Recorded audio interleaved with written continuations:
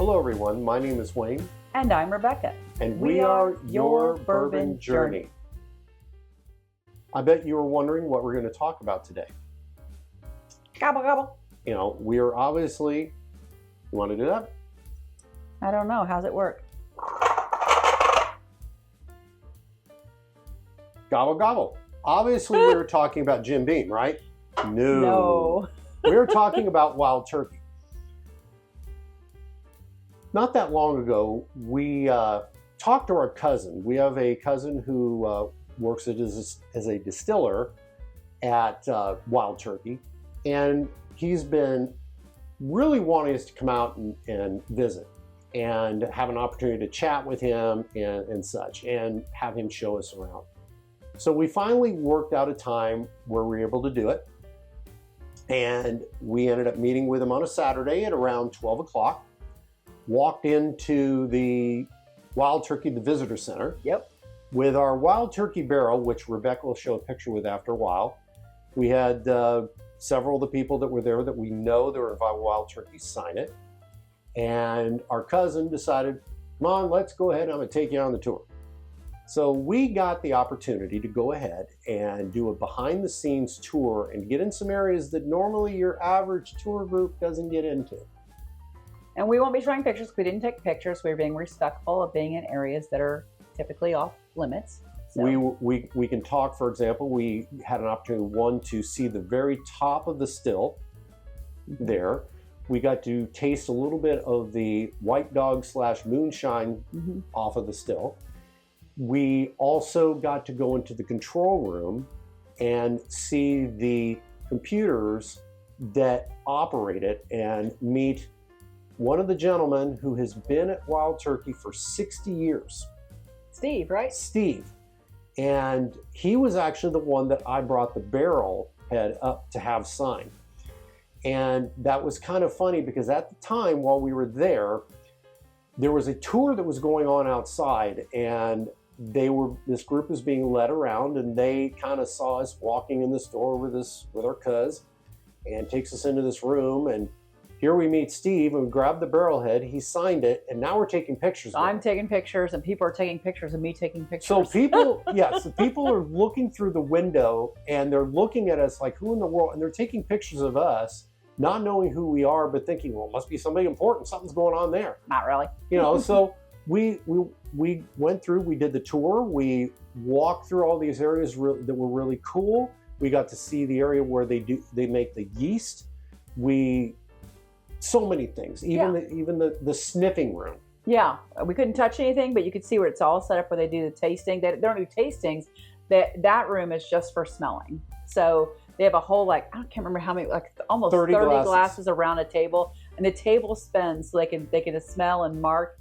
It was really fascinating. I mean, I would have loved to have taken a lid off and been able to smell it, but that would have messed up the whole process. And as we were told, there's cameras, so we didn't do that. No, so our cousin explained to us that they have a list, and we weren't allowed to look at the list. Nope. But there were 30 different things with the numbers of each one of these glasses, and each person was at each table, not at this time. But blind tasting with no one else knowing. But this was a blind sniffing. Blind sniffing. So they had to be in agreement with every single one. So if there was 1 or 2 dings on whatever glass, that was eliminated. Well, it would go out and it would be redistilled, basically. Yes, and taken care of. So it was really fascinating, and this was stuff. And the ones that are really good, they can also mark them for really good. They might get put aside as that might be a single barrel, or it might be something special. Yes, yeah. And there was a locker that was there that had some stuff that I'm sure everyone does similar things, but we've seen the tasting rooms before, but we've never seen the smelling rooms. Yes, so never seen a smelling room before. And it was really cool. After that, we walked out. We were allowed to go ahead and look through the glass and see the bottling area, which was gigantic.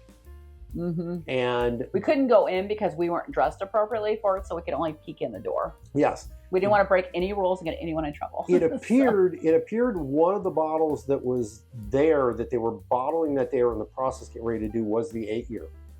Yeah, but they had just finished before we got there. Yeah. They just finished doing Russell's 13. Yes. Yes, and so which will come out sometime. Yeah, and there weren't any free samples, so drat the luck. So, and we miss seeing that bottle, but it's okay with the.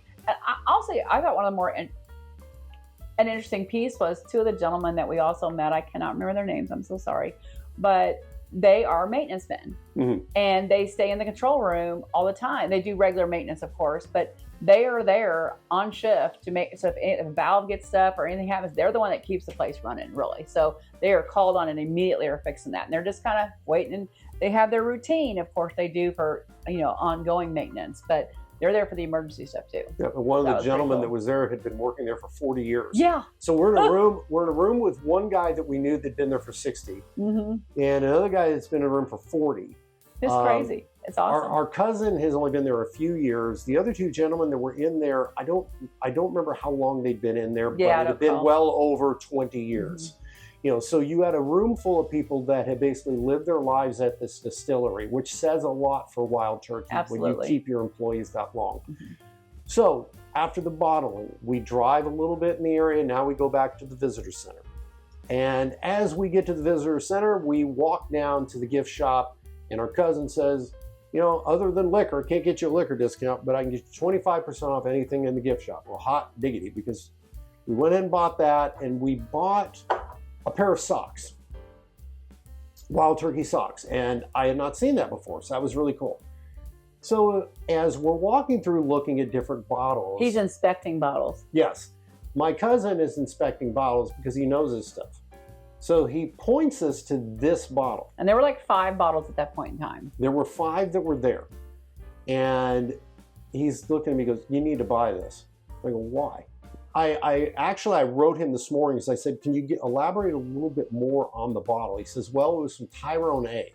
Now, A is the oldest rickhouse on the property. It's the one rickhouse that, unless it completely falls down, that will never be torn down because it's the oldest thing on the property, I believe, at this point. Yeah, when we did the Russell's tour, that's where they took us, and we hung out in Rickhouse A, and it's really neat.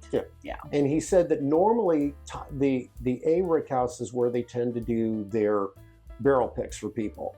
And a lot of their single barrel things. And so he said, if you look Russell's, around, yes. And that's why it was on the Russell's tour. It's very known for the Russell's pieces. Yes. So he said in the wild, you'll occasionally find a bottle like this, but he said in all the time he's worked there, there's never been one for sale in the gift shop. That's why he grabbed it and said, buy it, go buy it, go buy it, go buy it. And he ended up signing the bottle. And as we're walking out, we have a gentleman riding a scooter.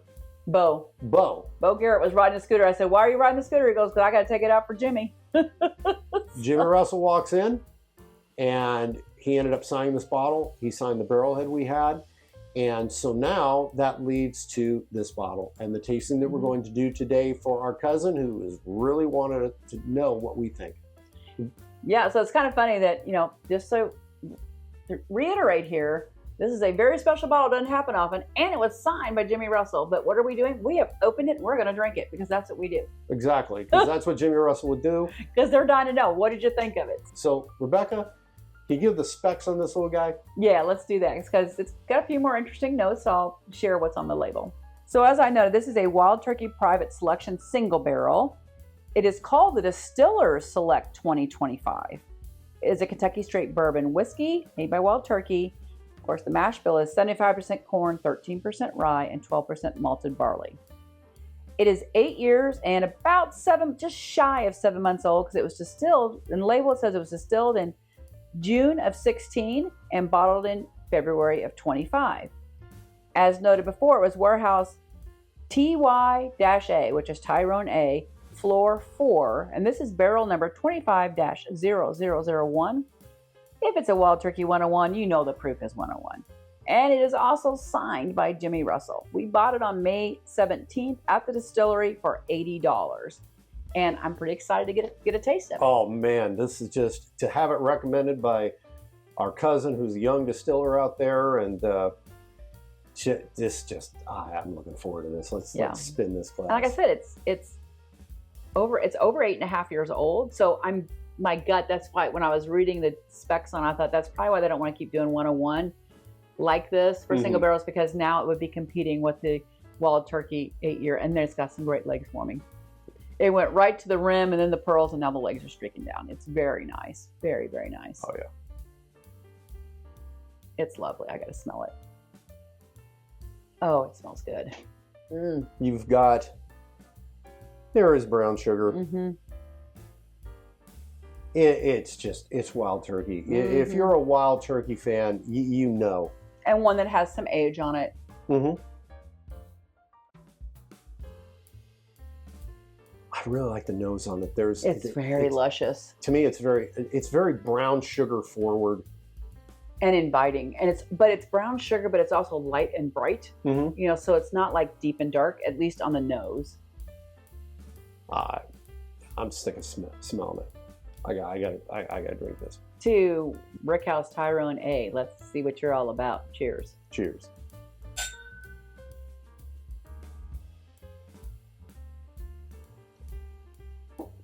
Mm. Hmm. I've even been getting a little bit of zestiness on the palate. Mm-hmm. So it's got that, as Kurt from SLB would say, that sweet and sour note. Mm-hmm. so I'm getting a little bit of like almost like lemon zest on it, and then I'm getting these really nice sweet notes of the brown sugar, and it's turning to almost a toffee-like thing for me. The brown sugar is. And it's funny because now with the emergence of the 8 into the Wild Turkey lineup, and we tasted that just recently. And actually, that day at the distillery, after we were done, we did a pour of the 8 to kind of commemorate the day. Mm-hmm. It's different than the 8. It is different.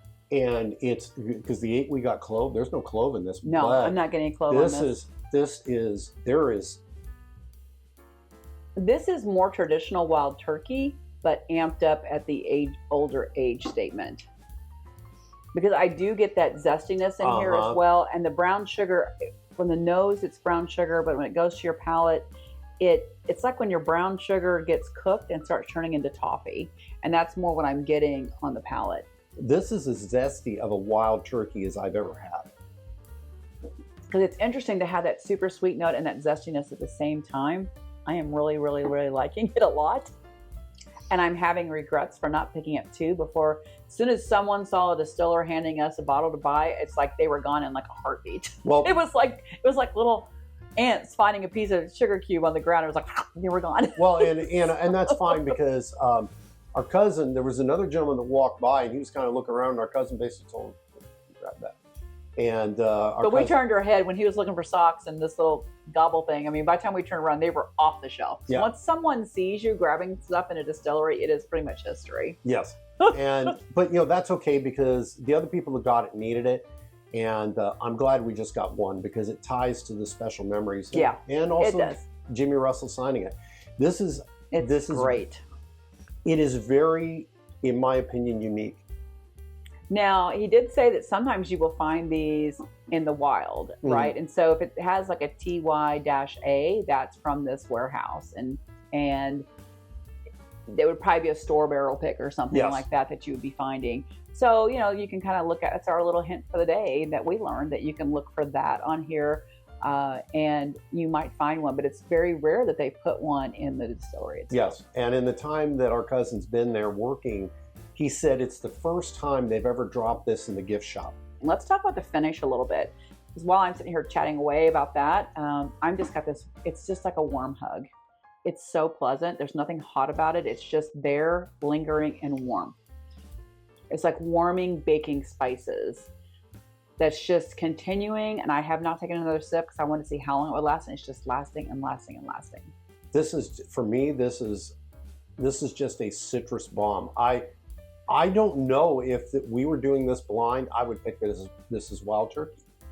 Maybe on the nose, but the citrus part, I don't think I've ever gotten this much in any Wild Turkey. What are you getting on the finish? I'm still getting citrus. Citrus has really led the way for me with this. I'm going to take another sip because I want to think about it here. I'm still getting the finish. That's why I'm not taking another sip. I really want another sip, but I'm trying to see how long this is going to last. So I'm kind of fascinated. It's just not going away. It's just warm and nice. It's like a warm hug. I mean, it's not a bear hug. It's not anything hot. It's just pleasant as can be. Maybe a tad bit of cinnamon. I think it's more like warming baking spices for me, but cinnamon can is a baking spice, but I'm talking about all the warming. Like it's got like for me, it has a combination of the allspice, the nutmeg, the cinnamon, kind of all just kind of whooshing together. And I think there's maybe the slightest barrel in it, but I primarily I'm not getting a ton of barrel notes on it. Yeah, but I'm getting a lot of citrus. I'm very surprised, and it's very unique and very good. It's great because it brightens up what could have been a darker experience, and it brings a really lovely balance. I think this is really good. We may end up having another pour later today. Yes, I would agree, because this is one I'd kind of like to sit on and think about a little bit more. Anyway, I'd like to thank you for your time, and our cousin out there, thank you for the hospitality you showed us. Everybody at Wild Turkey is always nice. It's a fantastic place to go, and if you haven't been there, it's a beautiful campus, and it's just great. It's gorgeous. It's just beautiful. It's up on a hill. It's just amazing. Yeah, it really is. So we raise our glass to our cousin, and all of you Wild Turkey, thank you so much. If you like what we do, I hope you hit the subscribe button, and always remember to drink responsibly. Cheers.